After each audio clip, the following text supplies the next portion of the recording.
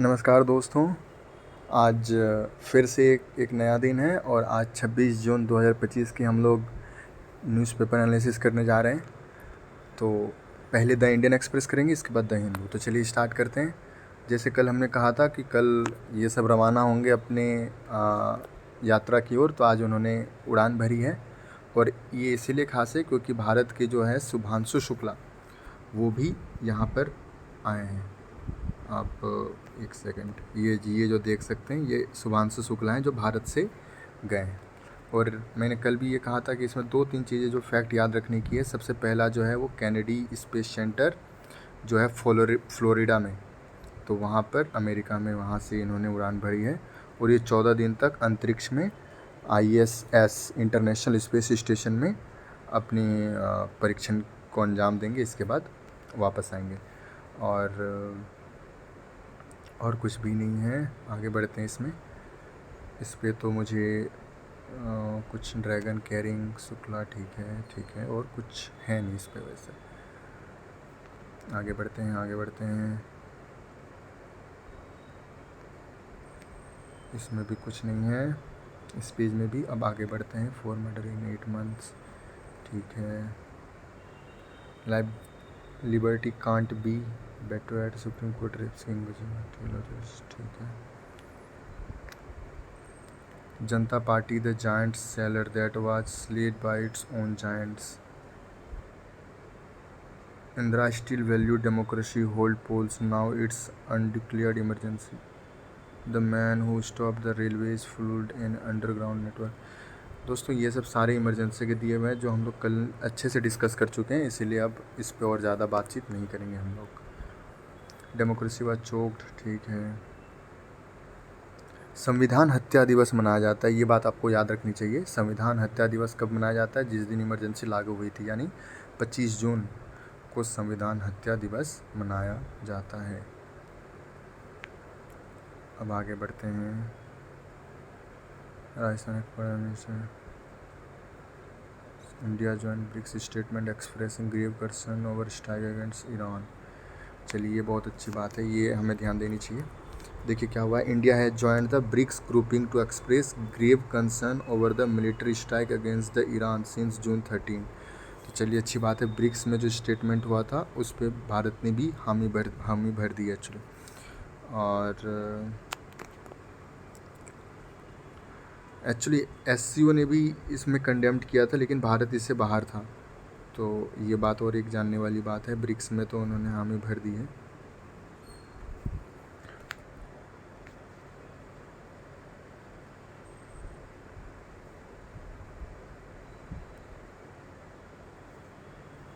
अब आगे बढ़ते हैं। Supreme Court to examine if the probe agency can summon lawyer for advice for clients. ये कल हम लोग डिस्कस कर चुके हैं। Shubhanshu Shukla experience centre effect towards increasing awareness of scheme. इसमें कुछ खास मुझे लग नहीं रहा। Different Middle East for this elites emergency sub interest capital workers right most. A different Middle East, इसको देखते हैं अभी। Turning point in Eurasia, Trump question NATO relevance pushes disagreement, ये भी देखेंगे। With fear and favour emergency should shot, ये नहीं। Dictatorship of by and for Congress, ये भी नहीं। ये दो देखेंगे। और government answer Bihar power plant manufacturers.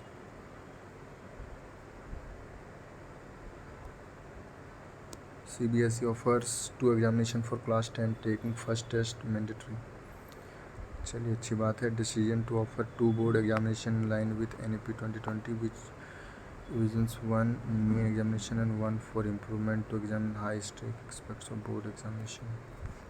चलिए अच्छा कदम है, 2 एग्जामिनेशन होगा तो। After the fighting has stopped, ठीक है, इसको भी देखेंगे। Why NATO membership has agreed to increase their defence spending, ये भी देखेंगे। Why Shubhanshu Shukla to trips IS means for India space programme, ये भी देखेंगे। Why investigator can summon lawyers, ये से पढ़ चुके थे। Investigators can not summon lawyers, ये भी पढ़ेंगे। वैसे इसको देख चुके हैं कल ही। Mamdani a step closer to being New York first South Asian mayors. Okay, ये है कहाँ के? इन्होंने अभी इलेक्शन कैंपेन के दौरान प्रचार किया था, जो कि भारत के बहुत सारे बॉलीवुड गानों को यूज किया गया था ताकि भारत के वोट को अट्रैक्ट किया जा सके।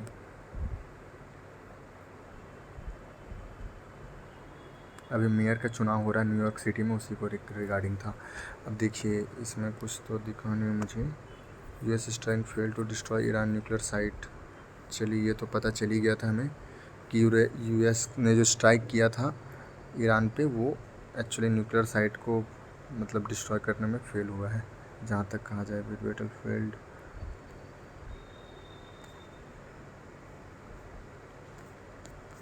ये अभी हम लोग पढ़ेंगे ना तो आ जाएगा उसी में। NATO is committed to higher spending, Indian economy reliance amid elevated global trade uncertainty. ठीक है, चलिए देखते हैं इसको। Overall economic activity remained robust in May 2025 with key high frequency indicators like e-way bills, goods, GST, revenue, toll collection and digital payments showing strong growth। बहुत अच्छी बात है। Indian economy has exhibited considerable signs of resilience। RBI यही कहती है कि अभी हमारी जो इकोनॉमी है वो अभी अच्छे से चल रही है।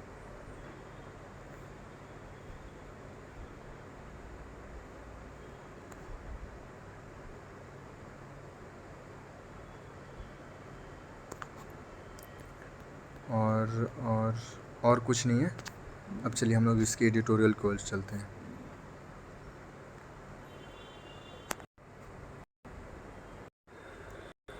चलिए अब फिर से शुरू करते हैं जो एडिटोरियल्स थे उनके वो।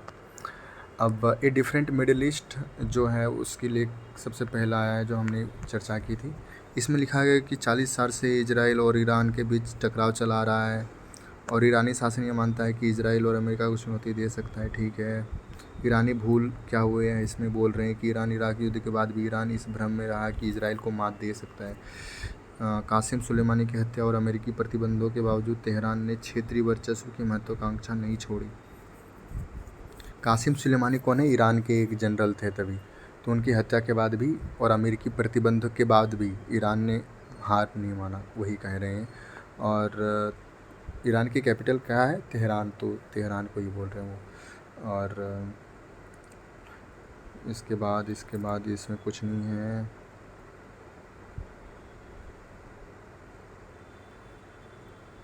सऊदी अरब, यूएई और कतर जैसे देश अब शिया और ईरान वर्चस्व को लेकर सतर्क हैं, क्योंकि ईरान जो है वो शिया देश है और ये सब जो देश है सऊदी अरब, यूएई, कतर, ये सब सुन्नी देश हैं। पाकिस्तान भी सुन्नी देश है, भारत में भी सुन्नी मुस्लिम ज़्यादा हैं, तो आपको याद रखनी चाहिए। इन देशों में प्राथमिकता आर्थिक स्थिरता और वैश्विक छवि को सुरक्षित रखना है। अब देखिए नेक्स्ट है टर्निंग पॉइंट इन यूरेशिया। इसमें क्या है? ट्रंप की नीतियों ने नाटो की उपयोगिता पर प्रश्न चिन्ह खड़े किए। उन्होंने यूरोप से आग्रह किया कि वो अपनी सुरक्षा के लिए अधिक धन खर्च करें। यह तो आज के न्यूज़पेपर में था। जर्मनी अब रिलक्सेंट पावर से एक सक्रिय सुरक्षा भागीदार बन रहा है और नाटो की सैन्य संरचनाओं के नेतृत्व भूमिका निभा रहा है जर्मनी। लिथुआनिया में नेटो इन्हांस प्रेजेंस का नेतृत्व ये संभाल रहे हैं। रूस का खतरा और यूरोपीय चिंताएं। रूस यूक्रेन के बाद रूस को लेकर यूरोपीय देशों में नई रणनीतिक सजगता आई है। ठीक है,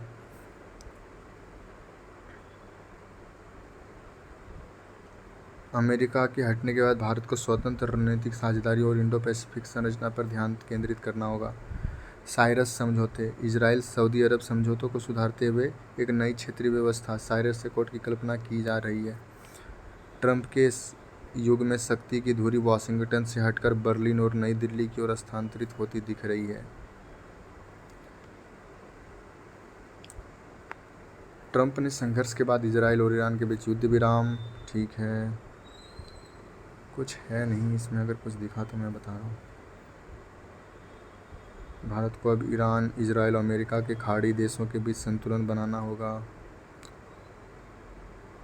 पश्चिम एशिया में अमेरिका के 13 प्रमुख सैन्य ठिकाने हैं। अगर संघर्ष पुनः भड़कता है तो स्ट्रेट ऑफ हॉर्मुज जहाँ से 25% तेल गुजरता है अवरुद्ध होने की संभावना है। इसमें हम लोग कल अच्छे से बात किए थे। चलिए इसमें और कुछ नहीं। अब नेक्स्ट चलते हैं। नाटो ने क्यों अपना रक्षा खर्च को बढ़ाने पर सहमत दिया है? जीडीपी का न्यूनतम 2% रक्षा खर्च करेंगे, इन्होंने ये कहा है।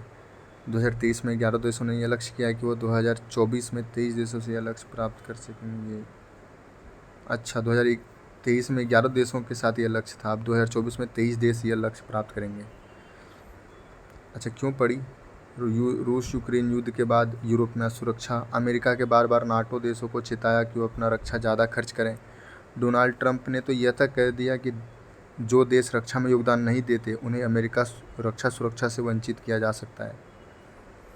2% जीडीपी खर्च करने का क्या मतलब है? यदि किसी देश ने जीडीपी 3 ट्रिलियन है तो उसे सालाना 60 बिलियन रक्षा पर खर्च करना होगा। यह सैन्य खर्च, उपकरणों, प्रशिक्षण, सैनिकों के वेतन, साइबर सुरक्षा आदि पर। रूस की आक्रामकता, यूक्रेन की हमला और संभावित विस्तारवादी नीति। चीन का उदय, दक्षिण एशिया में सैन्य उपस्थिति। दक्षिण एशिया प्रशांत में सैन्य उपस्थिति, ठीक है। और साइबर युद्ध, आतंकवाद, वैश्विक अस्थिरता है, यही है। अमेरिका की भूमिका। अमेरिका लंबे समय से नाटो का सबसे बड़ा फंडिंग देश रहा है। चलिए अब तो इम्पोर्टेंट नहीं है, आगे बढ़ते हैं। भारत में अंतरिक्ष कार्यक्रम के लिए शुभांशु शुक्ला की IS यात्रा। शुभांशु शुक्ला इसरो के अंतरिक्ष यात्री प्रशिक्षु हैं। गगनयान मिशन के लिए भी उन्हें चुना गया है। 4 अंतरिक्ष यात्रियों के साथ 2025 में, जो हाल में आज ही उड़ा है, एक्सियोम स्पेस और नासा के सहयोग से ISS इंटरनेशनल स्पेस स्टेशन की यात्रा करेंगे। इसके बाद ISS में जाके माइक्रोग्रेविटी इन्वायरमेंट में काम करने की अनुभव प्राप्त करेंगे वो। और गगनयान इसरो का पहला मानव अंतरिक्ष मिशन है। इसमें और कुछ नहीं है।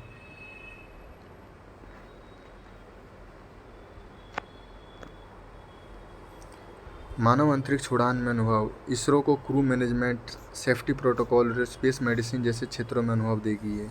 गगनयान के लिए नासा के साथ एस्ट्रोनॉट ट्रेनिंग प्रोग्राम से इसरो को वैश्विक मानव में समझ मिलेगी। यूथ इंस्पिरेशन, स्टेम एजुकेशन, वसुधैव कुटुंबकम, ये तो हमें पता ही है। एक नई आई है, ये हमने कल वैसे डिस्कस कर लिया था। दिल्ली हाई कोर्ट के वकील राजीव मोहन तथा अन्य ने सुप्रीम कोर्ट में याचिका दायर की है और CBI और ED जैसे जांच एजेंसियों ने कुछ मामलों में वकीलों को समन भेजा था, जिनमें उनसे मुवल्लिकों की गतिविधियों से जुड़े सवाल पूछे गए। लीगल प्रिविलेज की रक्षा आवश्यक है। वकीलों को उनके मुवल्लिकों के बीच होने वाले बातचीत को गोपनीय माना जाता है। अनुच्छेद 21 के अंतर्गत वकीलों को उनके पेशेवर कार्यों के लिए प्रताड़ित नहीं किया जा सकता। जांच एजेंसियों केवल इस आधार पर समन नहीं भेज सकती कि वकीलों ने किसी व्यक्ति को कानूनी सलाह दी है। बार काउंसिल ऑफ इंडिया के नियम में भी यह है। और वकील अभियुक्त नहीं होते।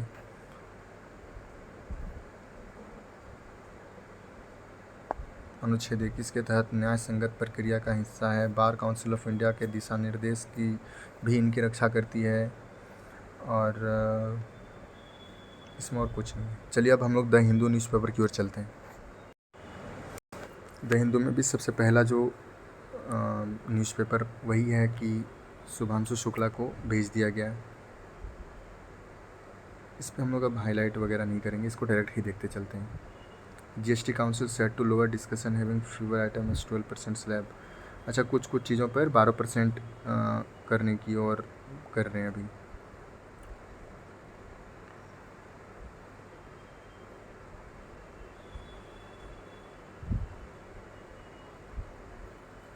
बोले कुछ चीज़ों का दाम जो है वो 12% स्लैब पे लाया जा सकता है GST के नेक्स्ट मीटिंग पर। तो जब होगा तब देखा जाएगा।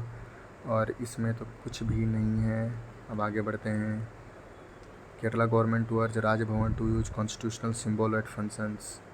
ये उसी का विवाद है जब राज्य भवन में जो राज्यपाल थे केरल के, उन्होंने भारत माता की तस्वीर लगाई थी। तो इसी को लेकर विवाद चल रहा है।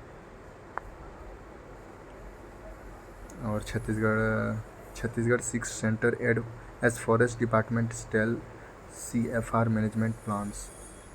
ये क्या है? Weeks after the Chhattisgarh forest government stalls its own government efforts to impel NGOs to help prepare and execute community forest resources management plans as per the central scheme state authorities have written to the union ministry। हाँ, तो क्या हो गया इसमें? बहुत बड़ी बात।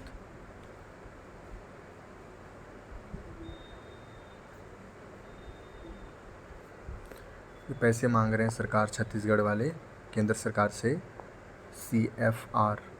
CFR मतलब कम्युनिटी फॉरेस्ट रिसोर्सेज को मैनेज करने के लिए।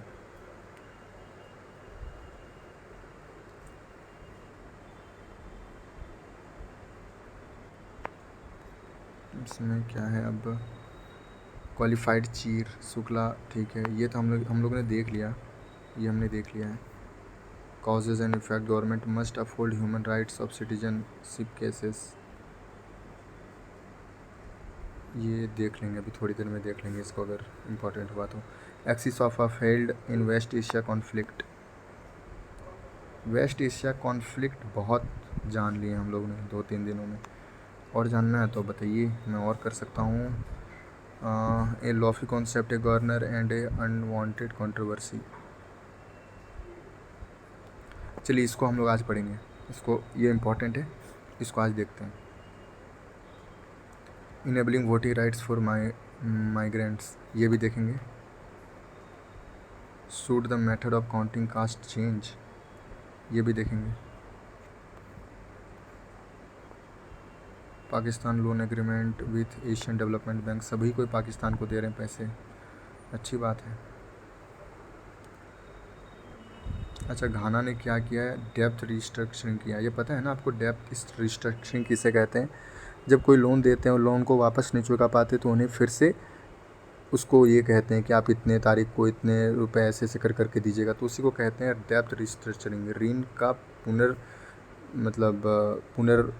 पुनर्निर्माण या ऐसा नियोजन, ऐसा कुछ कहा जाता है हिंदी में। इसको अगर आप देखिएगा तो बोलिए, मैं चाह रहा हूँ कि इसे देखते हैं, पर जैसा हो, अभी टाइम अगर मिलेगा तो देखेंगे ज़रूर। अच्छा हाँ, ये देखिए, माउंट कैलाश में मानसरोवर यात्रा 6 साल बाद फिर से शुरू हो गई है, ये इम्पोर्टेंट है। और ये बहुत दिनों से बात चली रही थी। तो 18,000 feet high Mount Kailash and took the water at the Mansarovar lake. Yatra is one of the हिंदुएस्ट मोस्ट होली साइट्स। चलिए अच्छी बात है, शुरू हो गई Mansarovar Yatra. CSE class 10 student to get option for 2 examination, ये हमने फिर सभी देखा कि अब CBSE क्लास 10th स्टूडेंट को जो है वो अब 2 एग्ज़ाम देने के ऑप्शन मिल सकते हैं।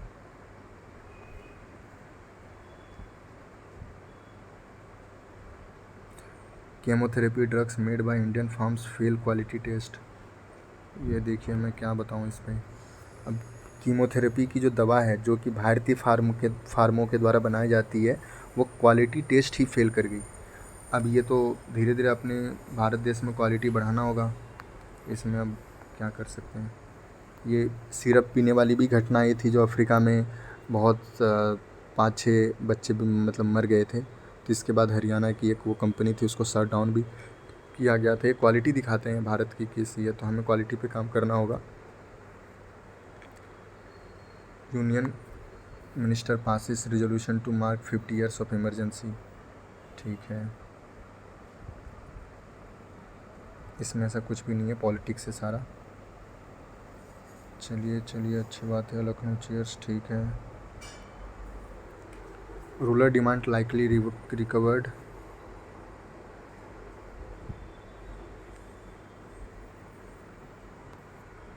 at a time of elevated global uncertainty, various high-frequency indicators for May point towards resilient economic activity in India across the industrial and services sector, said RBI official in June issued RBI bulletin.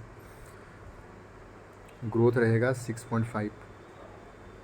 चलिए, तो हमने फिर से उसमें भी देखा था, Indian express में भी। Stack setbacks Iran nuclear site did not destroy them, US Intel ने क्लेम किया है, अच्छी बात है। चलिए आगे बढ़ते हैं, इसमें अब कुछ नहीं है। When cities have trees that don't belong the birds notice. चलिए इसे भी पढ़ते हैं। अब चलिए हम लोग एडिटोरियल की ओर चलते हैं और आगे की न्यूज़पेपर को ख़त्म करने का कार्य करते हैं। चलिए अब हम शुरू करते हैं जो द हिंदू के एडिटोरियल्स थे उनको लेकर। तो सबसे पहला जो एडिटोरियल हमने देखा था कि केरल में भारत माता की तस्वीर को लेकर राज्यपाल और राज्य सरकार के बीच विवाद हुआ था। तो इसमें थोड़ा सा देख लिया जाए कि इसमें ना मेंस में इसको कोट करने में सहायता होगी। केरल में राज्यपाल ने राजभवन में एक हाल में ही भारत माता की एक तस्वीर लगाई है जिसमें भारत माता को केसरिया साड़ी में, हाथ में भाला और पीछे शेर के साथ भारत के नक्शे की पृष्ठभूमि दिखाया गया है। इस तस्वीर के आगे एक ऊंचा पीतल का दीपक भी रखा गया है जिसमें राज्यपाल प्रत्येक सरकारी कार्यक्रम से पूर्व पुष्प अर्पित कर प्रणाम करते हैं। राज्य सरकार को क्या है आपत्ति? मुख्यमंत्री और मंत्रियों ने इस तस्वीर पर आपत्ति जताई है क्योंकि यह ना तो संविधान द्वारा मान्यता प्राप्त है और ना ही कोई कानूनी आधार रखती है, जैसे कि राष्ट्रीय ध्वज, राष्ट्रीय गान तथा राष्ट्रीय प्रतीक रखते हैं। सरकार ने स्पष्ट किया है कि जब तक कि यह तस्वीर वहां प्रदर्शित है वो किसी भी आधिकारिक कार्यक्रम में भाग नहीं लेंगे। यूपीएससी प्रासंगिक क्या है इसमें? संवैधानिक प्रतीकों की सूची आर्टिकल 51A और एम्बलम और national names prevention and improper use act 1950 में भारत माता की कोई तस्वीर का शामिल या जिक्र नहीं है। सरकारी आयोजनों में केवल सरकार द्वारा स्वीकृत प्रतीक चिन्ह, ध्वज और राष्ट्रगान का ही उपयोग हो सकता है। द्वितीय भाग भारत माता इतिहास और वैचारिक स्वरूप। भारत माता की उत्पत्ति सबसे पहले कहाँ हुई थी, अब इसकी याद करते हैं, मतलब चर्चा करते हैं। एक्चुअली सबसे पहले माँ के रूप में राष्ट्र का चित्रण बंकिम चंद्र चट्टोपाध्याय ने अपने उपन्यास आनंद मठ में बंग माता के रूप में किया था। याद रखिएगा, सबसे पहले माँ के रूप में राष्ट्र का चित्रण बंकिम चंद्र चट्टोपाध्याय ने अपने उपन्यास आनंद मठ में बंग माता के रूप में किया था। ठीक है। अब अबिंद्रनाथ ठाकुर ने 1905 में पहली बार 4 भुजाओं वाली एक चित्रित भारत माता की छवि बनाई जो एक हिंदू देवता की तरह दिखती थी। विवेकानंद ने शिष्या सिस्टर निवेदिता ने इस चित्र को राष्ट्रवादी आंदोलन में लोकप्रिय बनाया। भारत माता की जय का ऐतिहासिक महत्व। यह नारा लोक स्वतंत्रता संग्राम में अंग्रेज के लाठीचार्ज के बीच भी क्रांतिकारियों में ऊर्जा देता था, लेकिन स्वतंत्रता आंदोलन में भारत माता की कोई आधिकारिक तस्वीर कभी भी अपनाई नहीं गई है।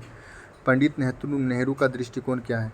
जब मैं जनसभा में पहुंचता, लोग भारत माता की जय का नारा लगाते। मैं उनसे पूछता, यह भारत माता कौन है जिसकी आप जय जयकार कर रहे हैं? पहाड़, नदियाँ, जंगल या खेत सब प्यारे हैं, लेकिन असली भारत माता तो ये करोड़ों लोग हैं। इनकी जय ही असली भारत माता की जय है। आधुनिक संदर्भ में इसकी आलोचना क्यों हो रही है, इसके बारे में बताया गया है। धार्मिक प्रतीकों और महिला देवताओं जैसी छवियों का प्रयोग आज के लोकतांत्रिक, धर्मनिरपेक्ष और विविधतापूर्ण भारत के अनुरूप नहीं है। राष्ट्र की मानव रूप छवि 19वीं सदी के राष्ट्रवादी सोच का हिस्सा थी जो आज अप्रासंगिक है। राष्ट्र की मानव रूप जो है वो 19वीं छवि की राष्ट्रवादी सोच का हिस्सा थी जो कि आज अप्रासंगिक है, ये भी बोला जा रहा है इनमें। अब तृतीय भाग देखते हैं, संविधान में राज्यपाल की सीमाएं क्या क्या है। राज्यपाल कोई स्वतंत्र संवैधानिक अधिकारी नहीं है, वह निर्वाचित राज्य सरकार की एड एंड एडवाइस से काम कर सकता है। याद रखिएगा, वह निर्वाचित राज्य सरकार की एड एंड एडवाइस से ही काम कर सकता है, आर्टिकल 163 में कहा गया है। और BR अम्बेडकर ने यह कहा है, राज्यपाल के पास अपना कोई भी कार्य ऐसा नहीं है जो वो स्वयं कर सके, वह सभी कार्य उसे सरकार की सलाह से ही करने होते हैं। राजभवन, सार्वजनिक और निजी हित में अंतर। राजभवन केवल राज्यसभा का निजी आवास नहीं है, इसमें सार्वजनिक कक्ष भी होते हैं जहाँ शपथ ग्रहण जैसे सरकारी कार्य होते हैं। ऐसी जगहों पर कोई भी गैर सरकारी प्रतीक जैसे भारत माता का विशिष्ट छवि रखना नियमों के विरुद्ध है, ये कहा गया है। राज्य सरकार का अधिकार। राज्य सरकार यह तय कर सकती है कि किन तस्वीरों, प्रतीकों या रीति रिवाजों का पालन सरकारी आयोजनों में किया जाए। राज्यपाल दीप प्रज्वलन या तस्वीरों की व्यवस्था जैसे कार्यों में सरकार की सलाह के बिना कोई फैसला नहीं ले सकते। सरकार, राज्यपाल बनाम सरकार, संवैधानिक टकराव। कई राज्यों में राज्यपाल और सरकार के बीच टकराव की घटनाएं बढ़ी है, जैसे महाराष्ट्र, पंजाब, अब केरल में भी।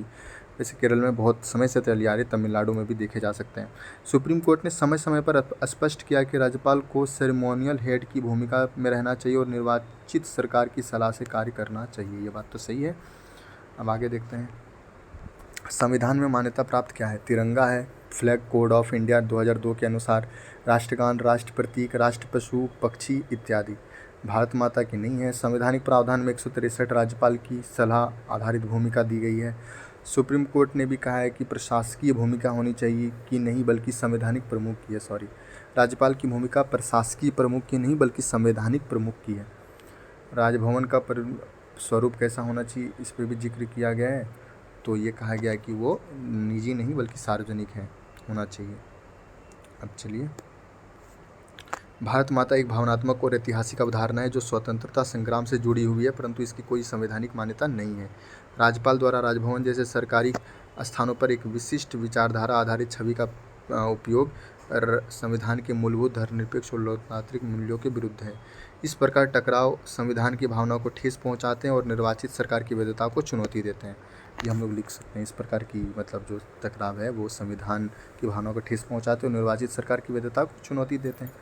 चलिए, अब नेक्स्ट आर्टिकल जो हम लोग ने चुना था वो प्रवासी मतदाता और लोकतंत्र की चुनौती। तो चलिए, बिहार का संदर्भ और प्रवासी समस्या की गंभीरता।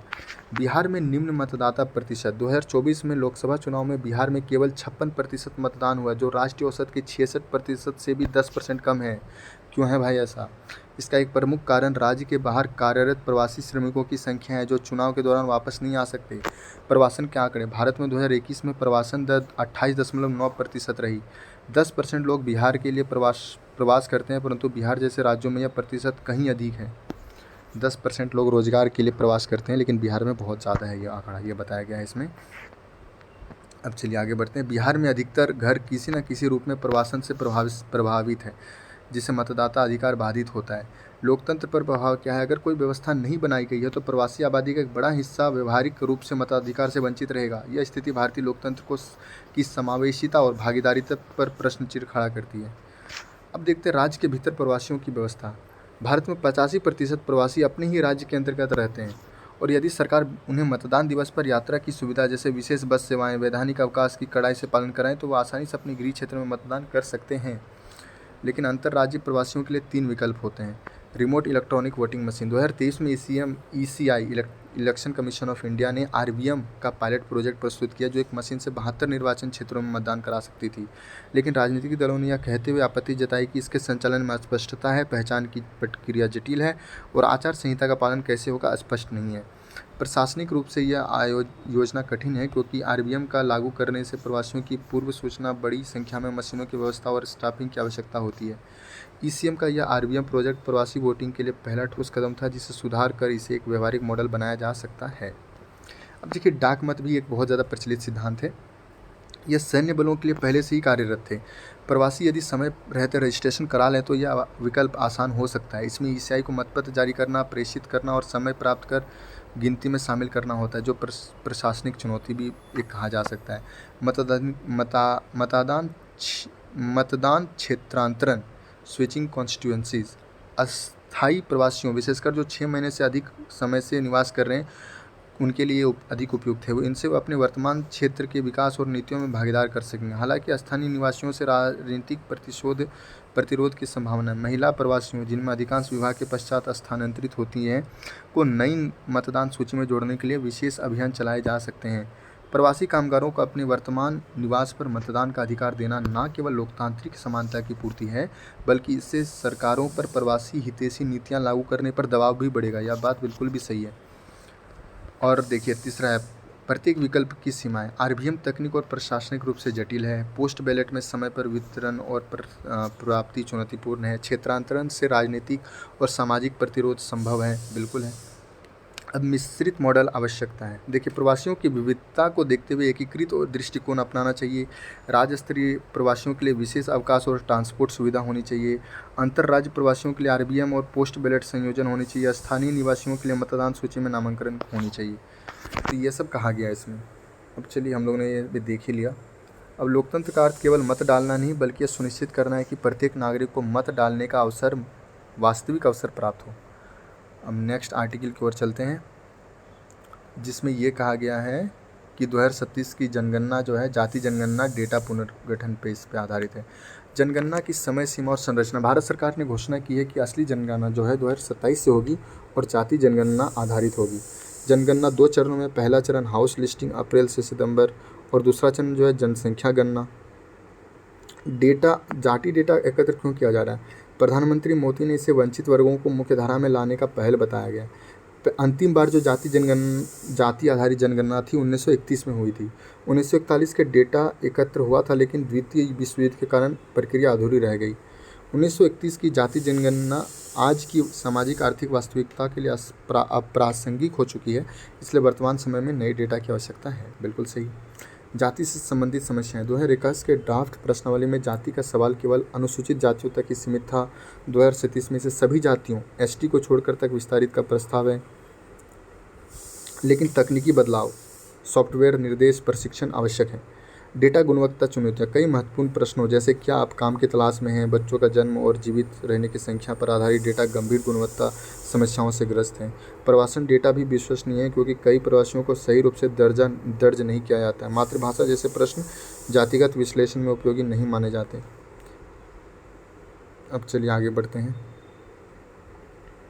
हाउस लिस्टिंग और जनसंख्या गणना जोड़ना। 1991 से आवास की गुणवत्ता, सुविधाएं और संपत्ति की जानकारी पहले चरण में ली जाती रही है।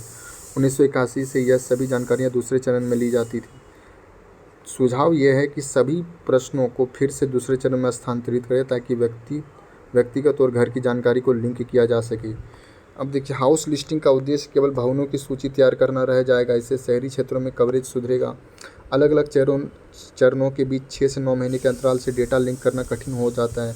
त्रुटियां होती है, खासकर छोटे समुदायों के लिए। अब देखिए नेक्स्ट चलते हैं। मोबाइल फ़ोन, कंप्यूटर, बैंक खाता जैसे प्रश्न अब इतने व्यापक और सर्वसुलभ हो चुके हैं कि इनका नीति निर्माण में योगदान सीमित है। अब है ऐसे प्रश्नों को हटाकर प्रश्नावली को संक्षिप्त और केंद्रित किया जा सकता है। बिल्कुल सही। आपके पास मोबाइल फ़ोन है, कंप्यूटर है, बैंक खाता है, ये सब आजकल बहुत वेग हो चुके हैं कि जनरली होता ही है। कंप्यूटर तो छोड़ दिए, उन बहुत कम होता है। अच्छा, संक्षिप्त प्रश्नावली से गणनाकार अधिक ध्यानपूर्वक और स्पष्ट उत्तर एकत्र कर पाएंगे। अब तक की जनगणनाओं में SC/ST आधारित आंकड़े उपलब्ध होते हैं, परंतु उनका उपयोग नीति निर्धारण में नगण्य रहा है। 2027 की जनगणना जाति आधारित जनगणना आरक्षण प्रतिशत से आगे जाकर सामाजिक न्याय और विकास कार्यक्रम के लिए सहायक होनी चाहिए। बिल्कुल सही है। जातिगत आंकड़े केवल आरक्षण तय करने के लिए नहीं, बल्कि असमानताओं को मापने और उससे दूर करने के लिए उपयोग किए जाने चाहिए। बात तो सही है। भारत जैसे विविधपूर्ण और जाति संरक्षित समाज में जनगणना केवल जनसंख्या गणना नहीं, बल्कि सामाजिक न्याय की दिशा में एक आवश्यक उपकरण हो सकती है, यदि इसे सही ढंग से डिजाइन किया जाए। चलते हैं नेक्स्ट में क्या है, शरणार्थी के ऊपर है, जो हमने देखा था। द लास्ट ब्रिज अधिक विश्वास की आत्मकथा कृति है, जिन्होंने दलित होने और अदृश्य अस्तित्व के दर को पिरोया है। इसमें कुछ अगर मुझे दिखा तो मैं बताता हूँ आपको। इसमें कुछ भी नहीं है।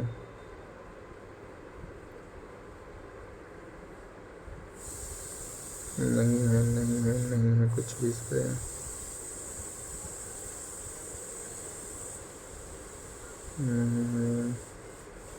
हाँ, ये देख सकते हैं। गर्गी चक्रवर्ती की जो पुस्तक है coming out of partition, Gargi Chakravarti coming out of partition, उसमें ना महिला शरणार्थियों पर इन्होंने विशेष ध्यान दिया है। और इन्होंने ये कहा है कि शरणार्थी महिलाओं ने सड़कों पर उतरकर राजनीतिक संघर्ष, आवास, भोजन और रोजगार की मांग उठाई थी और धीरे धीरे सामाजिक पुनर्गठन और चेतना का भी कारण बनाए। तो अच्छी बात है।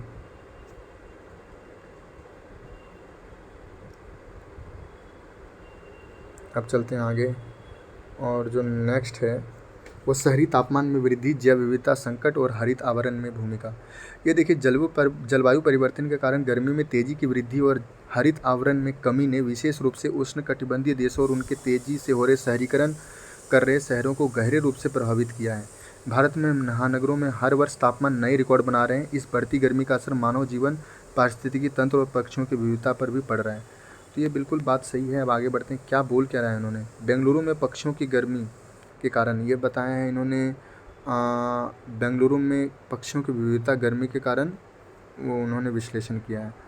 अच्छा, विविधता कम पाई गई है और ठंडी और हरित क्षेत्रों में विविधता अधिक है। ओके, गर्म तापमान पक्षियों के अंडे को खोल को पतला कर देता है, जिससे प्रजनन सफलता घटती है। गर्मी से कीड़े, पराग और अन्य खाद्य संसाधन भी प्रभावित होते हैं। शहरी वृक्षारोपण की सीमा। अधिकतर शहरी भारतीय शहरों में असंगत और गैर स्थानीय वृक्षारोपण किया जा रहा है। बेंगलुरु का 77% वृक्षारोपण विदेशी प्रजातियों से है, जो स्थानीय जैव विविधता को नुकसान पहुंचा रहे हैं। बिल्कुल सही है, ये बात तो है। सभी पक्षी प्रजातियों पेड़ों पर निर्भर नहीं होती, खुले मैदान व मानव गतिविधियों पर भी निर्भर पक्षी पेड़ कम होने पर भी फले फूले।